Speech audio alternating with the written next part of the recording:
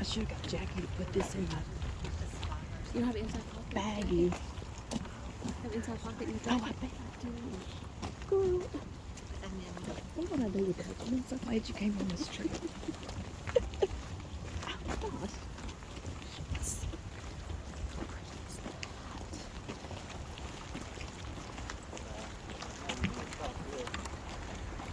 This looks just like from of a Walmart. Doesn't it? By the way, did you saw the river while crossing the Elbe River? It's a interesting time, interesting period. The highest, well, not actually a flood, but a real high water, the biggest one for 10 years or so. 2013, there was a real big flood. Today, it's not 6 meters. Back then, there were nearly 9 meters, so 3 meters more than today. And so we can call that a disaster. So it's fine to see it another time. And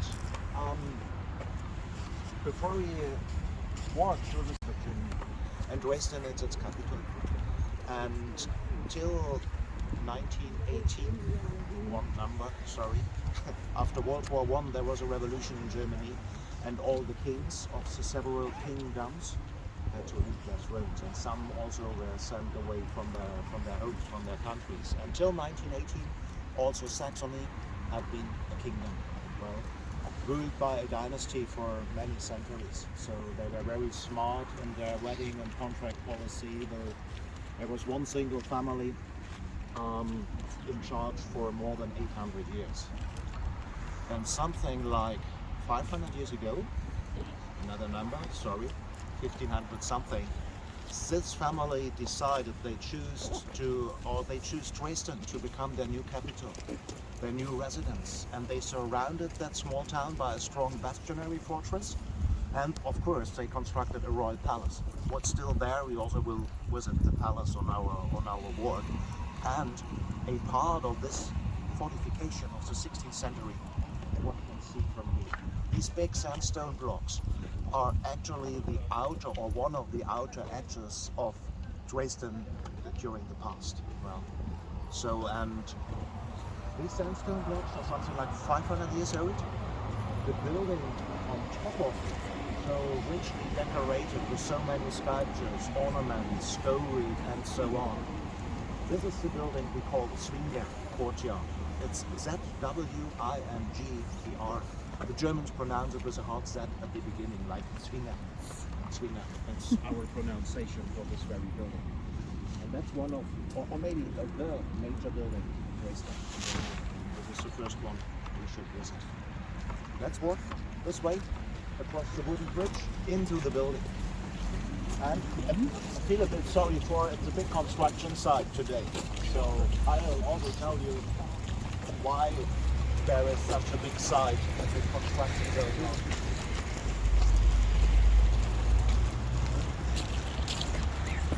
I can see the fish, I know.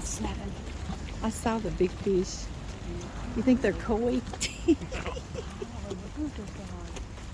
They look like catfish, don't they? Yeah. They just look like little catfish, kind of. Well, not little ones, but big ones, yeah. I see that clear water. When we were in Peru, we went up into the mountains. We did a little excursion into the mountains. Oh, thanks, hopefully. I'm glad put nothing from here. Yeah. Anyway, we stopped for some construction. So we were there for like 45 minutes for it to go through. Yeah. And there's a little creek. I'll be doggone, he didn't find him a stick.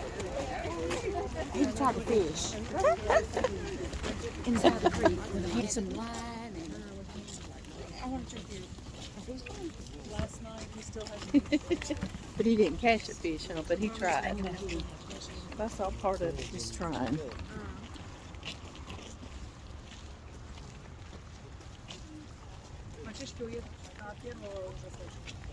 Here's our group. Some of us is ahead.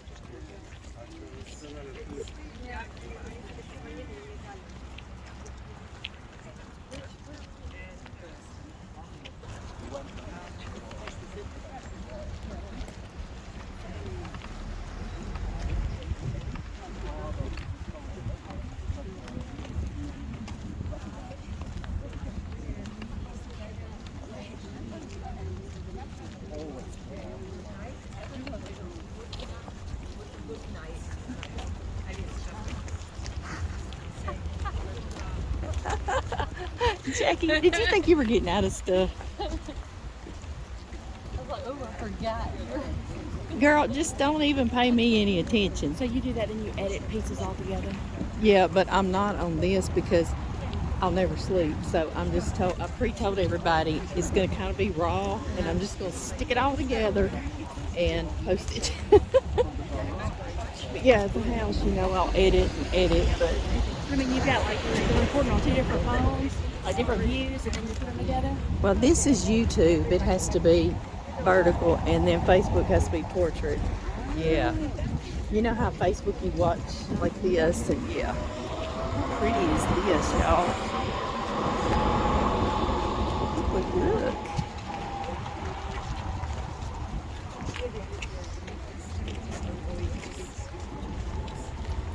So gorgeous. Yeah.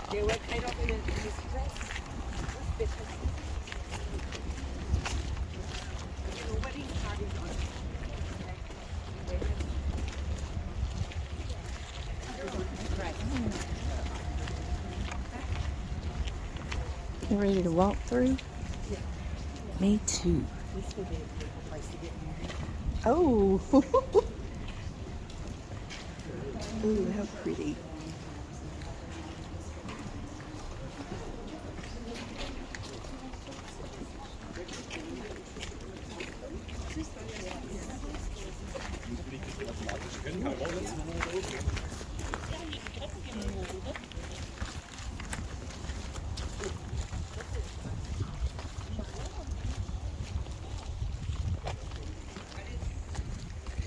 I was trying to join their group. I got sidetracked. I was like, oh, no, I got to keep going.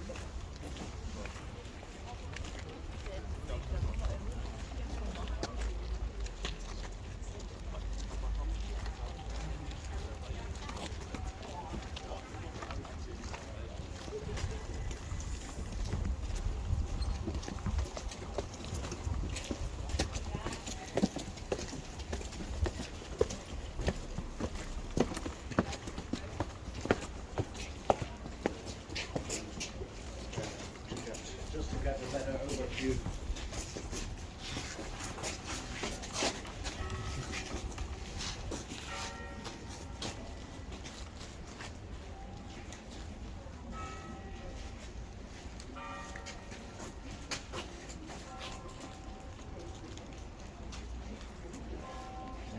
Yeah, I really would bring pipes and so on, and yeah, that's a bigger project. And yeah, that's almost 3 years now that we got such a big construction site. And I'm afraid this will last another 2 years. Because actually the project itself is not such a big one. I mean, all this area here, historically seen, this ground, this soil is pretty interesting. So before the actual work starts, the archaeologists get their big chance of course. But this is not what it stretches the construction. Whenever I'm here, I never saw more than 5 or 6 workers at the same time to build the Baroque age. Well, 17th, 18th century in Europe for the rulers back then, for the European rulers, was a pretty integral part of their policy. Any ruler had to show by his own presence, by his own person, by his own court, the rank of a European nation. Just think on, oh, maybe you heard about him. Just think on Louis XIV, the Sun King in France. He was a pretty typical ruler of this period. And back then, around 1700, Saxony was ruling the country for so many years. And he was Frederick August I. Frederick August I, but the locals here, they call him, they know him much better under his nickname, August the Strong. Just imagine a guy as Arnold Schwarzenegger or something. Well, His name was Augustus. Yes. Augustus.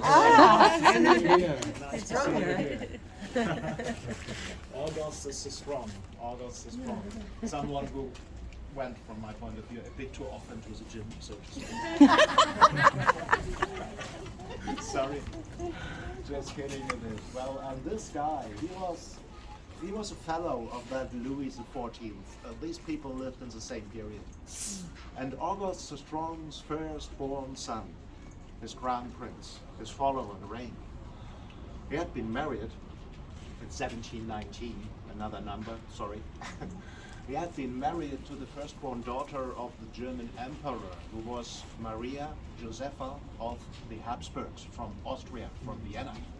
And that was the place where the actual wedding took place, the ceremony in Vienna in 1719, but the wedding celebration. This was for Dresden, and this was a long-lasting party of unbelievable 30 days. One wedding celebration, 30 days. The month September back in 1719.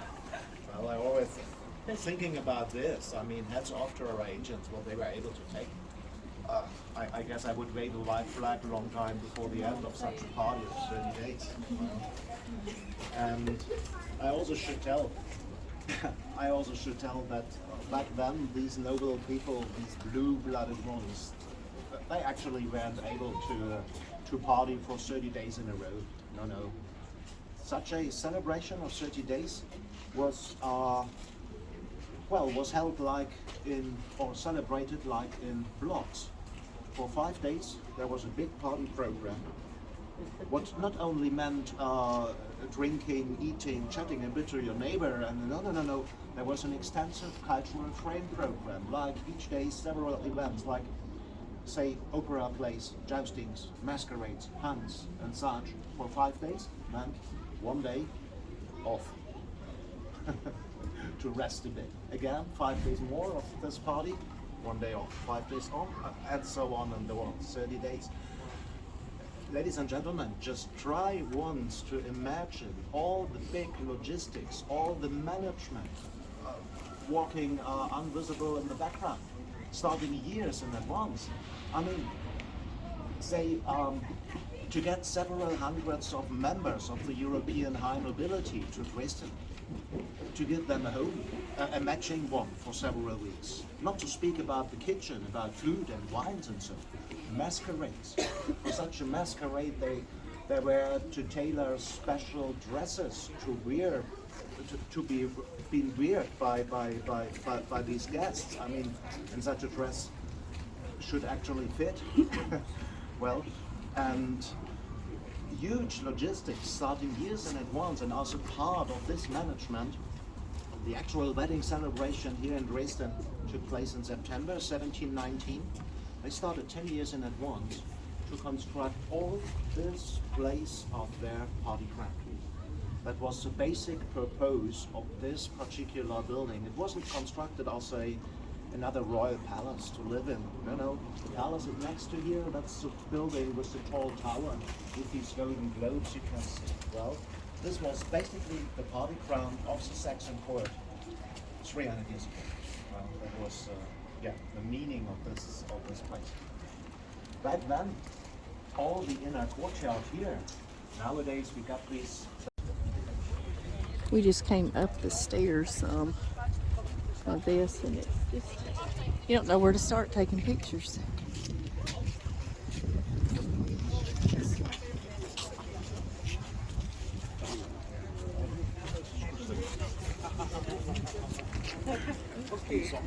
Ja, gut.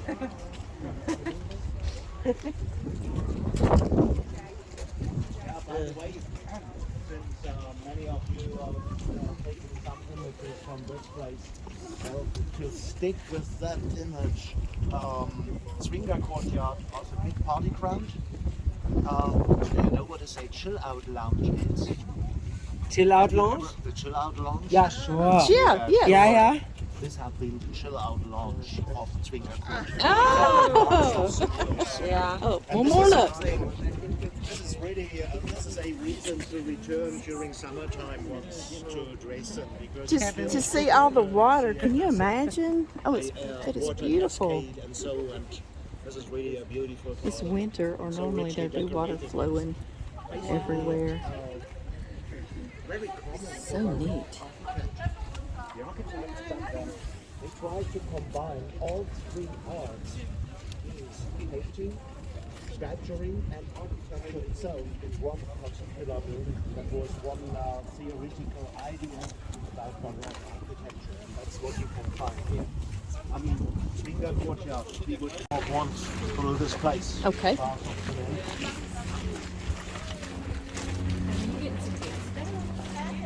Oh,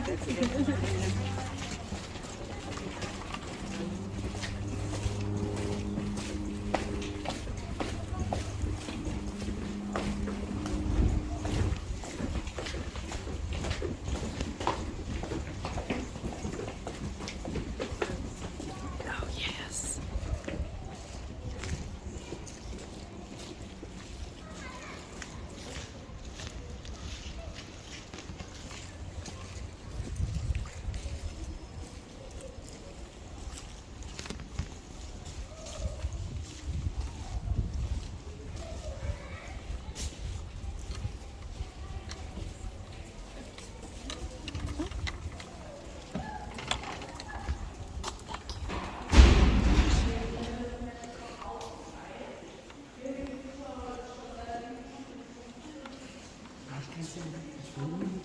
Also irgendwie als das Team Madonna erzählt, zeigen wir doch später zurück für nur wieder Eigner. Also platzieren. Schon, die wollen mehr Bilder schießen als Informationen. Das ist für mich auch gut. Ja, weißt du, das ist für mich auch eine gewisse Entspanntheit. Ja, Und dann halt eine kleine Gruppe und das so noch weiter. Okay, machen wir mal.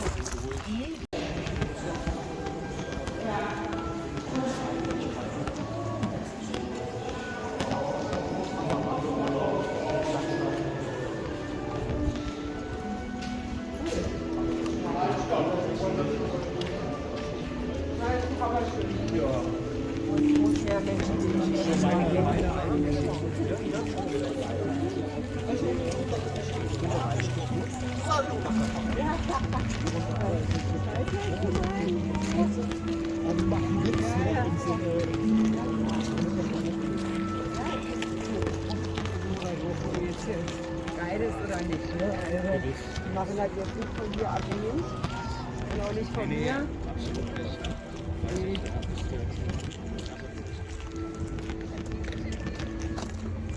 Aber was ist schön, ein bisschen das Leben in eigenen Händen. Also ich habe halt entscheiden, dieses Jahr mache ich nicht weniger. Ne? Das ist ja.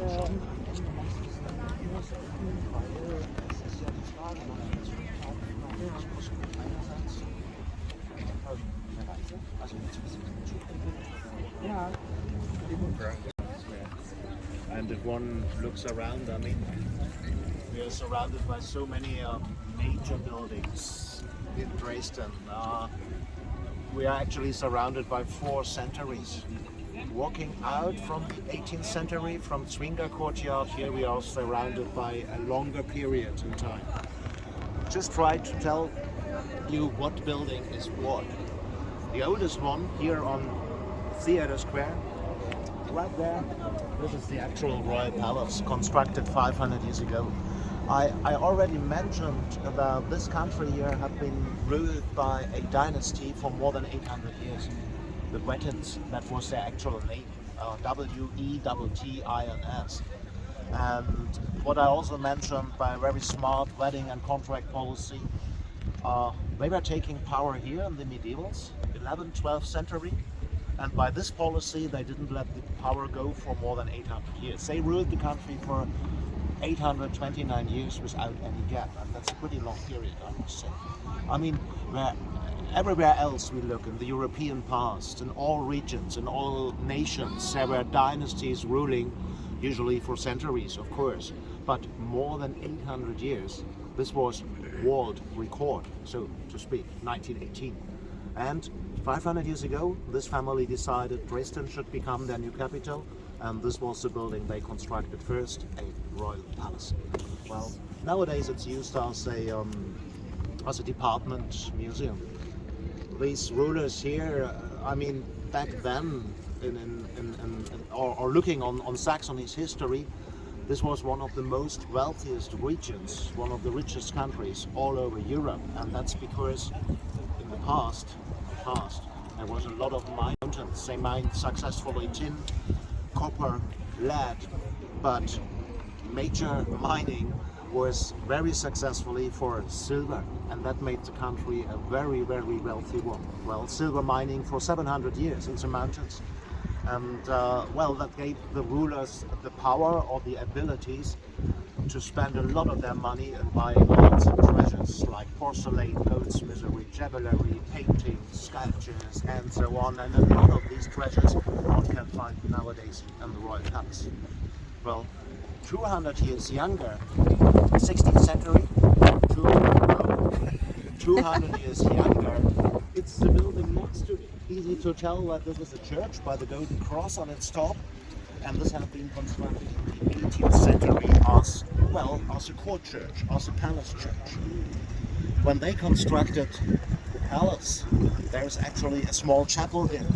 But in the Baroque age, the small chapel was not enough anymore for the Saxon rulers for their growing needs of representation. So they hired an Italian architect who constructed this church, St. Trinity. Well, so these two buildings of the court, 16th century, 18th century, everything else here, it's much younger, 19th century. Like the building over here.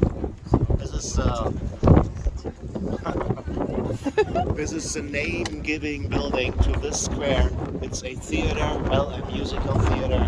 That's Dresden Opera House. It's 150 years ago that it had been constructed, and as royal opera, actually, because this still was a kingdom when this was constructed. Well, so this had been the new royal opera, but nowadays it's often called Semper Opera. What might be a bit confusing for the ones in our group who had maybe contact with Latin language, because semper is actually a Latin term, means as much as forever, but in this particular case it's just the architect's sure name. He was a German with a big influence on the evolution of architecture in Europe during the 19th century. He lived many years ago. German König Johann King, well, let's say John, another member of this family, a grandson of August the Strong. That's it. Yeah, ladies and gentlemen, as a brief overview, what Yeah.